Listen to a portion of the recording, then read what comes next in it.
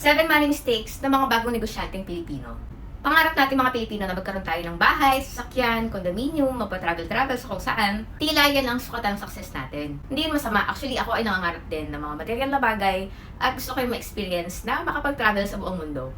Bago tayo magsimula, ay hayaan mo muna akong magkwento. Kung kailan kakastart pa lang ng lockdown around March or April, doon yung time na sobrang lakas na ng benta namin. Nagtitinda kami ng kalimba, ng ring light, ng webcam, ng headset, ng keyboard, mga work from home peripherals. Kasi in demand din that time dahil ito yung panahon na nagkaroon ng online class at nag-a-adapt na rin sa work from home ang workforce. Same year actually ay nakabili kami ng bahay para sa aming parents. Parang napakabilis ng pangyayari that time. Pangarap namin na parang far-fetched dream, mahirap abutin, ay within that year ay nakabili kami ng bahay. At may bonus pa nga at napagawa pa namin. Nagpatuloy kami sa aming negosyo at nakapag-transition kami sa online shopping platforms at nagkaroon na din kami ng mga corporate clients. Pero noong December 2020, doon ko na experience na humina ang benta. Parang lahat na ata nag-online selling that time. At yung mga mabibiling products sa amin ay marami na rin nagbebenta at pababaan pa nga ng presyo. Pero somehow, dahil nga medyo nauna na kami, ay marami na kami nabenta, medyo marami na kami naipon. At noong 2021, ito naman yung time na nag-boom ang NFT, cryptocurrency, Axie. Malamang alam nyo ng ending nito, yung kinita namin sa e-commerce, sa unang business namin, ay itinaya namin sa NFT dahil nga parang na-FOMO kami. Marami kaming kaibigan na sinasabi nilang kumikita na sila. Sayang naman ang opportunity kung hindi namin sasakyan. Nilagay namin yung pera namin sa NFT, sa crypto. Pero come 2022, sobrang bilis ng pangyayari at magsak ang cryptocurrency.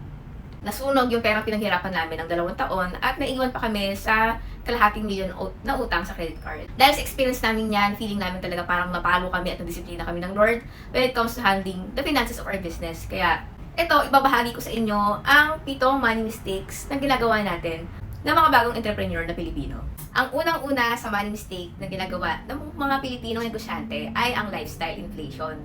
Ito yung tipong lumalaki yung gastos mo habang lumalaki yung income mo. Isa na ba na itanong nyo sa inyong sarili? Dati, nung maliit pa lang yung kinikita ko, for example, 10,000 lang per month, and nagkakasya naman lahat.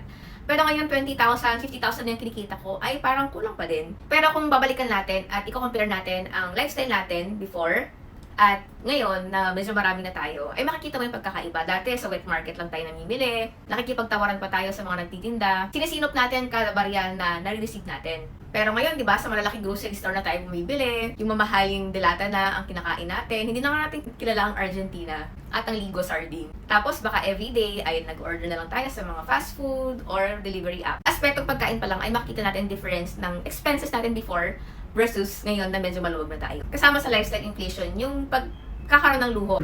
Dati yung tipong every Christmas ka lang nakakapag-shopping. Ngayon, ako, everyday may parcel na dumadating. Lalo na ang pagbili ng mga properties like condominium, sasakyan, bahay at lupa at iba pa. Kung hindi tayo magiging disiplinado at hindi natin ikokontrol ang ating sarili sa mga impulse purchase at paglaki ng ating lifestyle expenses, ay magtataka tayo lagi bakit kahit malaki yung kinikita natin sa negosyo ay kulang pa din. Hindi lang to applicable sa mga nagnegosyo, even sa mga nagkatrabaho, sa mga OFW, sa mga freelancers, even yung mga regular na empleyado natin dito sa Pilipinas. Pangalawang money mistake na ginagawa ng mga bagong negosyante ay ang pagpupundar agad ng mga properties. Katugtog to ng unang money mistake na lifestyle inflation. Common kasi sa ating mga Pilipino na kapag may malaking pera tayo, gusto na agad natin pambili to ng mga properties kasi dapat makapundar tayo dahil ito ang evidence na successful tayo, di ba? Hindi ito masama. Actually, ito rin ang goal ko, pero ang masasabi ko, wag muna. Lalo kapag nasa first 5 years ka ng iyong negosyo at parang hindi mo pa masasabing stable ang iyong income at ang operations ng business mo. Kasi ang pera ng business, it is meant for cash flow para umikot sa loob ng negosyo.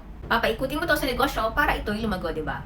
Pero kapag bumili ka agad ng property, for example, nag-down payment ka sa sasakyan or sa condominium, nababawasan yung perang pampaikot mo sana. Kung maraming surplus or marami kang naipon, ay maganda mag-set ka muna ng emergency fund at gamitin mo ito for expansion. For example, promotion, product development, pag-hire ng bagong tao or expert or consultant sa iyong negosyo. Isa pa, kung kukuha ka ng property ay hindi lang yan down payment, pero may monthly amortization yan at maintenance. Yung pang-monthly mo ba ay kukunin mo pa rin sa negosyo. At ang tanong, kapag humina ang benta ng negosyo, ay paano mo yun mababayaran?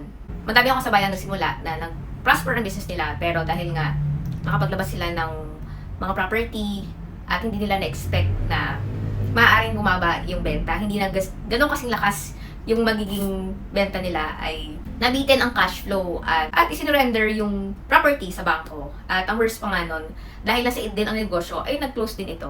Ang pangatlong money mistakes ng mga bagong negosyanteng Pilipino ay ang pagda-diversify ng maaga. Ito yung pagkakaroon ng bago pang negosyo habang pini-workout pa yung existing na negosyo. Tayong mga negosyante, ramdam ko yan, mabilis ang ating utak at lagi tayong nakakaspat ng opportunity. Nakakita lang tayo ng problema, may bagong business idea na agad tayo, di ba? Naging pagkakamali ito kapag yung unang business natin, bino-workout pa lang natin, pinapalaki pa natin, parang isang baby na tinuturuan pa lang natin tumayo. Pero ang ginagawa natin ay nagkakaroon na ulit tayo ng bagong negosyo at nahati ang focus natin, ang resources natin, attention natin, at the same time, ang pera ng negosyo. Katulad ng nangyari sa amin sa NFT, crypto, Axie, ngayon ko lang na-realize na hindi naman pala talaga business opportunity yon. Parang it's like a hype na na-encourage tayo mag-invest ng pera at magkakaroon ng return ang ating pera basta lang laruin natin yung game. Para bang yung unang negosyo natin ay isang baby na pinapalaki pa lang natin, tinuturuan pa lang natin maglakad at maging independent. Tapos meron na naman tayong bagong business na i-workout. Ang nangyari ay yung parang bata na natututo pa lang maglakad ay pinipilay mo na. Yung pang cash flow mo sa unang negosyo ay inililipat mo pa sa pangalawang negosyo. Paano kapag nasa id ang unang negosyo? Ano yung pang cash flow mo sa pangalawang negosyo? At paano kapag nag-fail ang pangalawang negosyo sa id ng unang negosyo? Di meron kang dalawang failed na negosyo. Ang sabi nga nila, when you chase two rabbits, both will escape. Ito ngayon nangyari sa amin noong 2021, nung nag-NFT, cryptocurrency, Axie days, nagda-diversify kami kasi may pera nga kami naipon. At yung kinita ng unang business namin ay pinambayad pa namin sa credit card debt na naiwan namin dahil nga sa NFT. Pero thank God pa din dahil tayo ay nakabangon, nakabawi, at hanggang ngayon ay nakakapag-negosyo pa rin tayo dahil natutuin tayo ng kaparaan kung paano mag-negosyo ng walang perang puhunan. Meron pala akong video ganyan kung paano mag-negosyo ng walang puhunang pera. Ilalagay ko ang link niyan sa baba. Ang pang-apat na money mistakes ng mga bagong negosyanteng Pilipino ay yung paghahalo ng personal at business finances. Ideally, at best practice talaga na magkaiba ang personal at business bank accounts. Kung ikaw ay full-time employee sa iyong negosyo, ay dapat na meron kang set na salary galing sa business mo. At doon sa salary mo re-receive mo, doon pagkasyahin mo ang iyong pangangailangan at mga personal na gastusin. Kasi kapag inisip natin na pera din natin, ang pera ng negosyo ay mabilis tumaubo at magtataka ka na lang at magtatanong ka sa sarili mo, ang dami kong kinita pero nasan na? Ang panglimang money mistakes na nagagawa ng mga bagong negosyanteng Pilipino ay ang hindi pag-monitor ng expenses at income. Naniniwala ko na dapat i-practice natin kung ano yung ginagawa ng mga malalaking negosyo ay ganoon din ang gagawin natin kahit maliit pa ang ating negosyo. Minsan na nga lang tayo maging maliit ay galingan na natin, di ba? At isa sa mga practice ng mga malalaking negosyo ay ang pag-track down ng expenses kahit sa pinakamaliit na sentimo. Kapag naka-jot down lahat ng income at expenses ng iyong business, ay makikita mo ang financial standing ng iyong negosyo. Kumikita ka ba? Or break even lang? Nalulugi ka na ba? O nag-aabono ka na? At the same time, makikita mo rin dito kung overstock ka ba sa ganitong produkto, baka naman nananakawan ka. Ang sabi niya, you cannot improve what you cannot measure. Kaya dapat regularly as a business owner, ma-monitor mo at ma-evaluate ang financial standing ng iyong negosyo. Ang pang-anim na money mistakes na nagagawa ng mga bagong negosyanteng Pilipino ay yung walang savings. Kaya nga nasabi ko, hindi laging Pasko sa negosyo. May panahon talaga na mahina, minsan pa nga zero or abonado ka. Dahil syempre may operations cost ka. Kahit wala kang benta ngayong araw, ay meron kang binabayaran na renta, na employees, utilities. Pag panahon na mahina, dito talaga naging challenging kasi nga, dapat mapatakbo pa rin ng negosyante ang kanyang business kahit hindi pa siya kumikita. Kaya ang mainam kapag malakas ang kita at may sobra, ay dapat isubi ito at ipunin as emergency fund ng negosyo. Kung ano man ang mangyari in the future, unforeseen incident, may mga emergency expenses na hindi mo in-expect, or talagang mahina ang negosyo, ay may emergency fund na sasalo sa negosyo mo. Kaya nga nasabi ko nga sa una, ang lifestyle inflation, at ang pangalawa, pagpupundar at ang pagda-diversify sa ibang business, nakakasaid yan ng pera ng negosyo. Kung masasaid ang pera ng negosyo mo, ay wala kang magiging savings. At napakahirap ang sitwasyon yun, yung parang isang kahig, isang tuka ang business mo. Nasa ko yun dati na parang said yung negosyo namin. Tapos kapag nagka-payout ako, ipambabayad ko lang ng salary, ng rent, at ng mga suppliers. Neck to neck talaga, feeling ko hindi ako makatulog at hindi ako makahinga. At parang, ang hirap, parang every time bad trip talaga ako. Kasi lagi ako nag-aalala na baka yung kita namin ngayon ay kulang pa para pambayad next month. At ang pampitong money mistakes ng mga bagong negosyanteng Pilipino ay ang hindi pagpa-factor in ng taxes at hindi itinatabi ang pambayad para dito. Lalo sa mga kapwa ko online seller, mandatory na ang compliance ng tax sa ating businesses. Kailangan natin na i-factor in ang taxes sa ating mga costing. Kailangan natin magkaroon ng tamang bookkeeping process at accounting process. Itabi natin, isegregate natin yung perang pambayad ng taxes natin. Kaya napaka-importante, nagkakaroon tayo ng business savings. Hindi lang emergency fund ang itatabi natin, pero business savings for taxes. Para at the end of the quarter, at the end of the year, ay hindi tayo magugulat, hindi tayo magtatanong, nasan na ba ang pambayad ko? Dahil in the first place, ay kinita naman natin ito. Kung gusto niyo matuto about bookkeeping or tax compliance for online sellers, ay mag-comment kayo sa baba ng bookkeeping at nagawa tayo ng vlog or mag-invite tayo ng speaker sa ating vlog para magturo sa atin regarding dyan.